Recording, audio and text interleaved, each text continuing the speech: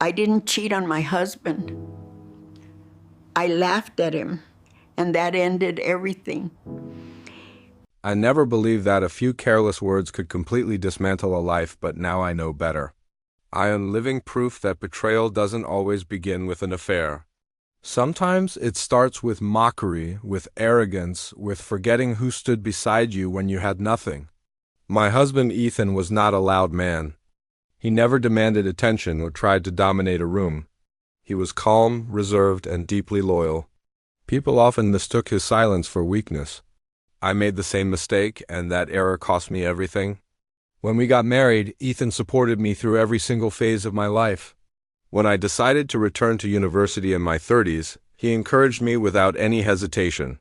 He handled the house, his job, and my emotional ups and downs without a single complaint. But somewhere along the way, I stopped seeing his devotion as love.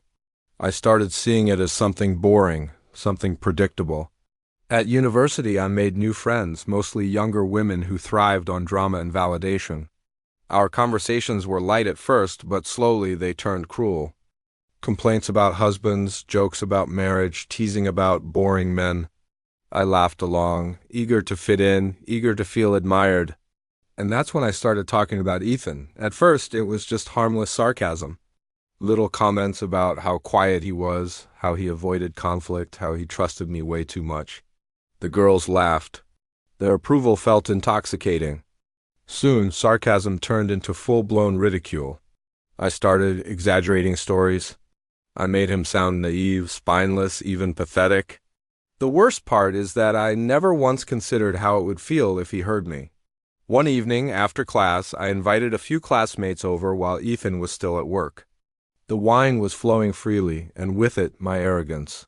Someone asked how my marriage was going, and without even thinking, I just smirked.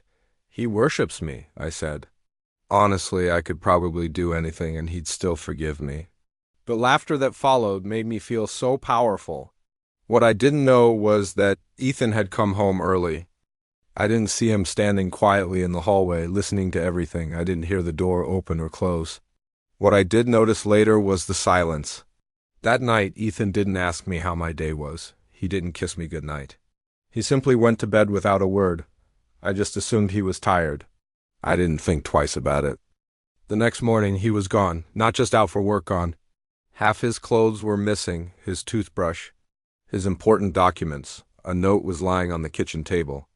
I heard everything, that was all it said. Panic just consumed me.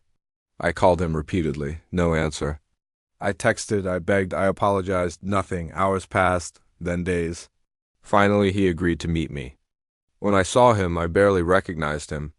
The warmth in his eyes was gone, replaced by something distant and cold. "You humiliated me," he said, his voice completely calm. "Not once." "Not accidentally, repeatedly," I tried to explain. I told him it was just jokes, that I never meant it, that I was just trying to fit in. But the words sounded so weak, even to me. "You didn't just mock me," he continued. "You rewrote our entire marriage as a joke. You turned my love into entertainment for your friends." That was the moment I realized how deeply I had wounded him. Ethan didn't shout. He didn't insult me back. He simply stood up and told me he was done.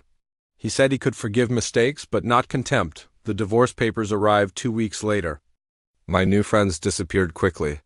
The same people who laughed with me did not want to be associated with a woman whose marriage had collapsed so publicly.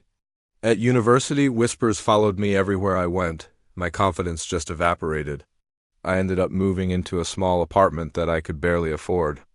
The hardest part wasn't losing the house or the routine. It was losing the man who had loved me without conditions. Months later, I learned that Ethan had been quietly preparing his exit long before I even realized the damage I'd done.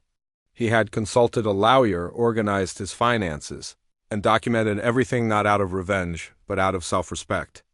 He rebuilt his life with the same quiet determination he once gave to our marriage. I, on the other hand, was left completely alone with my guilt. Therapy forced me to confront something very uncomfortable. I had been ashamed of his kindness. I had mistaken his stability for weakness because chaos and drama felt more exciting. I had mocked the very thing I should have protected with my life. One afternoon, nearly a year later, I ran into Ethan at a grocery store. He looked stronger, happier. He was no longer carrying the weight I had placed on him. I apologized again, not expecting forgiveness. He just nodded politely and said, "I hope you learn from this." That was all. And somehow, that hurt more than any anger ever could. I destroyed my marriage not because I cheated, but because I forgot how to respect the person who loved me most. I learned too late that love does not survive ridicule, that loyalty dies quietly when it's mocked. Now, when I sit alone in my apartment, surrounded by the consequences of my own words, I finally understand something I once ignored. The man I laughed at was the strongest person in the room, and I was the one who lost everything. Thank you for listening to my story. If you've ever felt underappreciated or know someone who has, please share this to remind others that respect is the foundation of love.